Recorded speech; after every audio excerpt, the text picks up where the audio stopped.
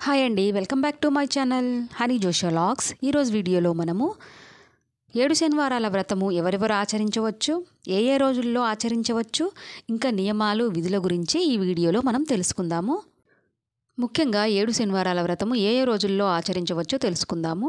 శనివారం ఏకాదశి కానీ, త్రయోదశి కానీ, పౌర్ణమి కానీ, అమావాస్య కానీ అయి ఉంటే చాలా మంచిదండి.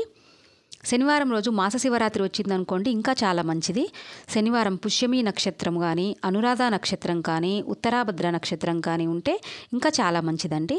ఈ రోజుల్లో మనము 7 శనివారాల వ్రతము ఆరంభించుకోవచ్చండి. 7 శనివారాల వ్రతము ఎవరు ఆచరించాలో తెలుసుకుందాము. ఏలినాటి శని జరుగుతున్నవారు 7 శనివారాల వ్రతాన్ని ఆచరించవచ్చును. అర్ధాష్టమ శని జరుగుతున్నవారు, అష్టమ శని జరుగుతున్నవారు, శని మహార్దశ జరుగుతున్నవారు, శని అంతర్దశ జరుగుతున్నవారు, శని విదశ జరుగుతున్నవారు, మేష, కర్కాటక, సింహ, కన్య, వృశ్చిక, ధనస్సు, కుంభ, మీన లగ్న జాతకులు చేస్తే చాలా మంచిది. జాతకరీత్యా లగ్నాత్తు అష్టమ శని ఉన్నచో చేసినా చాలా మంచిది. పుష్యమి, అనురాధ, ఉత్తరాభద్ర నక్షత్ర జాతకులు ఆచరిస్తే మంచిది. ఎక్కువగా కాలికి దెబ్బలు తగిలినట్లయితే ఈ వ్రతం ఆచరించినచో మంచిది. ఇప్పుడు మనము 7 శనివారాల వ్రతము నియమాల గురించి తెలుసుకుందాము. ఏ వయస్సులో ఉన్నవారైనా స్త్రీలు, పురుషులు ఈ వ్రతం ఆచరించవచ్చును. శనివారం తెల్లవారక ముందే తలస్నానం చేయాలి. 7 శనివారాలు తులసిమాల ధరించాలి. పగలు నిద్రపోరాదు, మధ్యాహ్న భోజనం చేయరాదు. శనివారం తిరునామం నుదుటి మీద తప్పక ధరించాలి. శనివారం ఉదయం 6 గంటల నుండి 7 గంటల లోపుగా ఉదయం పూజ ప్రారంభించాలి. అలానే సాయంత్రం 6 గంటల నుండి 7 గంటల లోపుగా సాయంత్రం వ్రతం ప్రారంభించాలి. ఉదయం పూజకు మనము నల్లని వస్త్రములు ధరించి చేయాలి. సాయంత్రం పూజకు మనము పసుపు వస్త్రములు ధరించి చేయాలి. ఉదయం పూజకు స్వామివారికి చిమ్మిలి ఉండలు నైవేద్యంగా సమర్పించాలి. ఉదయం మధ్యాహ్నం భోజనం చేయరాదు. సాయంత్రం వ్రతమునకు స్వామివారికి 7 శనగపిండితో చేసిన పెద్ద లడ్డూలు 7 నైవేద్యంగా సమర్పించాలి. మగవారు 7 శనివారాలు ఎటువంటి ఆటంకములు లేకుండా ఆచరించాలి. అదే స్త్రీలైనచో ముఖ్యంగా 3 వారాలు ఆటంకములు లేకుండా ఆచరించాలి. ఏ శనివారమైనా వ్రతం ప్రారంభించవచ్చును. ఉదయం నిరాహారంగా ఉండాలి. స్త్రీలకి ఆటంకం కలిగిన ఎడల ఆ వారం మినహాయించి తదుపరి వారం కొనసాగించవచ్చును. సాయంత్రం వ్రతం కాగానే ఒక అతిథిని పిలిచి భోజనం పెట్టవలెను. ఆహ్వానించిన అతిథికి అరటి ఆకులో గాని విస్తరాకులో భోజనం పెట్టవలెను. ముందుగా స్వామివారి తీర్థము, ప్రసాదము అతిథికి సమర్పించాలి. 7 శనివారాలు ఇంటిలో వ్రతం చేసిన తర్వాత 7 వ్రత పుస్తకములు 7 స్త్రీలకు దానముగా పసుపు కుంకుమలతో దక్షిణతో తాంబూలములో ఉంచి సమర్పించవలెను. అతిథి భోజనం చేసిన విస్తరిలో ఒక మెతుకు ఆహారము అమృతమస్తు అని స్వీకరించవలెను. వీలైనచో భోజనమునకు ముందుగా అతిథికి కొన్ని మెతుకులు ఆహారంగా విస్తరిలో ఒక ప్రక్కన పెట్టమని చెప్పినా చాలా మంచిది. ఇప్పుడు మనము విధుల గురించి తెలుసుకుందాం. శ్రీ వెంకటేశ్వర స్వామి ఫోటో, లక్ష్మీదేవి ఫోటో ఖచ్చితంగా ఉండాలి. వీలైనచో తిరునామం, శంకుచక్రం ఫోటో పూజలో ఉంచండి.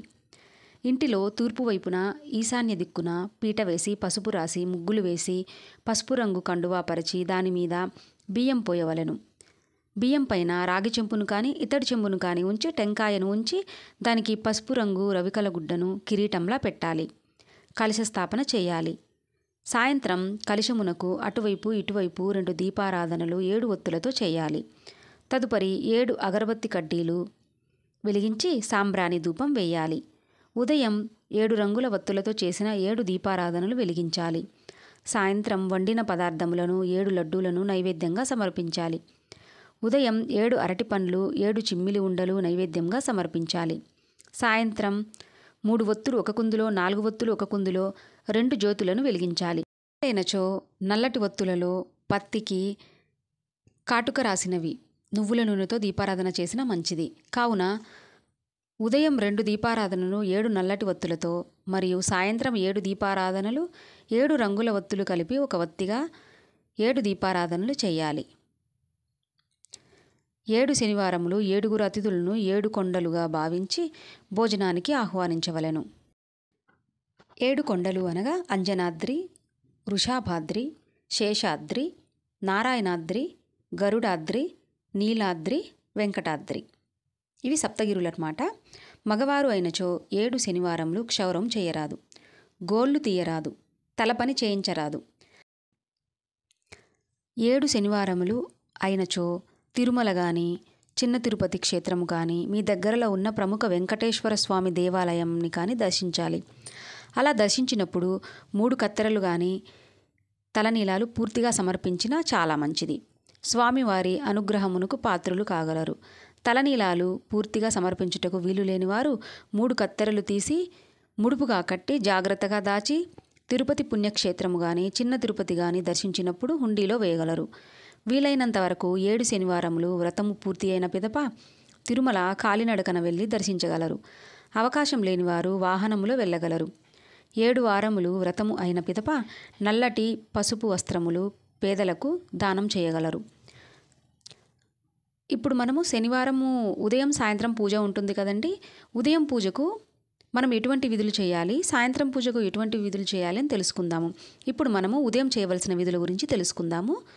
ముందుగా వెంకటేశ్వర సుప్రభాతం, స్తోత్రం, ప్రపత్తి, మంగళాశాసనం పారాయణ చేయాలి. శ్రీనివాస దండకం చదవాలి. తదుపరి గోవిందనామాలు పారాయణ చేయాలి. బ్రహ్మాండ పురాణంలోని శ్రీ వెంకటేశ్వర స్తోత్రము మరియు వెంకటేశ్వర అష్టోత్తర శతనామ స్తోత్రం పారాయణం చేయాలి. చివరగా శ్రీనివాస మంగళాశాసనం చదువుతూ దీపారాధన హారతి ఇవ్వాలి.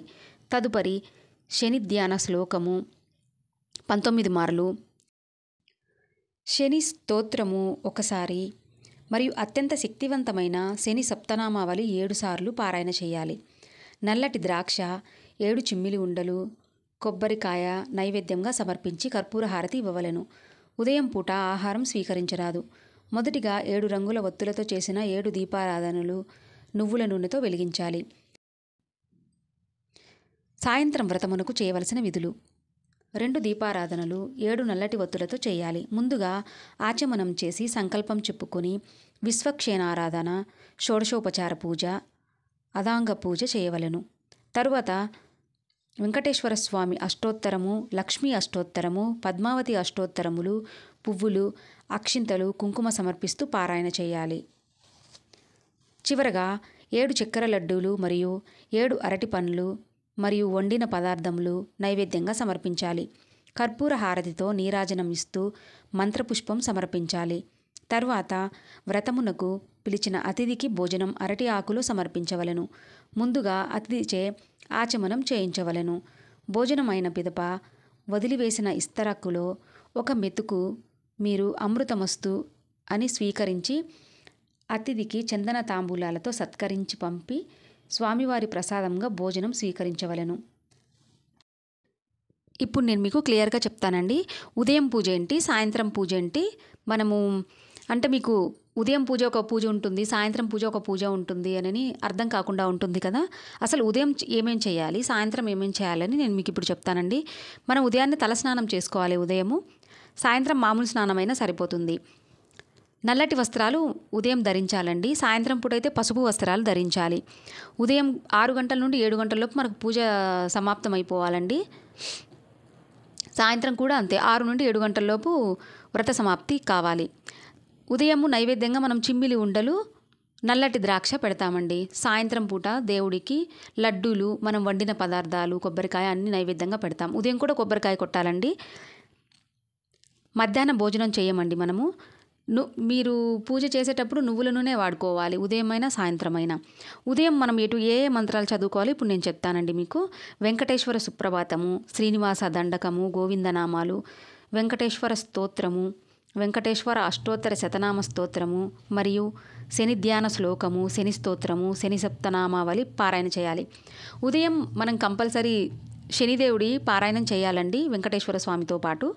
సాయంత్రం అయితే మనము విశ్వక్షేణారాధన, షోడశోపచార పూజ, అదాంగ పూజ, వెంకటేశ్వర స్వామి అష్టోత్తరం, శ్రీలక్ష్మి పద్మావతి అష్టోత్తరములు, మంగళహారతి, వ్రతకథ అన్నీ చదువుకోవాలి.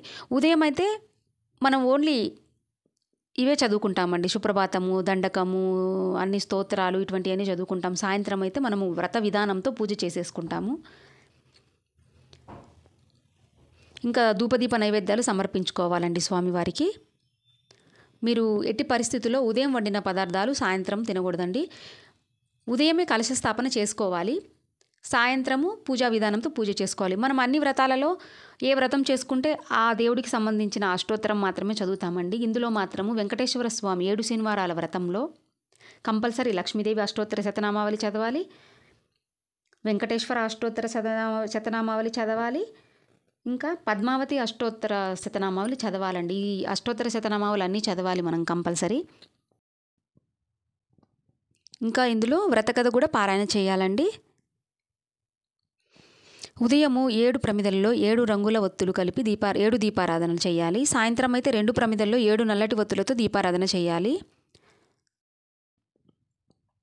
ఇవేనండి 7 శనివారాల వ్రతం యొక్క నియమాలు, విధులు, ఉదయం సాయంత్రం పూజా విధానాలు, ఎవరెవరు ఆచరించాలి, ఏ ఏ తిథుల్లో ఆచరించాలి అనే విశేషాలన్నీ తెలుసుకున్నాం కదండి. మీకు ఈ వీడియో నచ్చినట్లయితే లైక్ చేయండి, షేర్ చేయండి, సబ్స్క్రైబ్ చేయండి.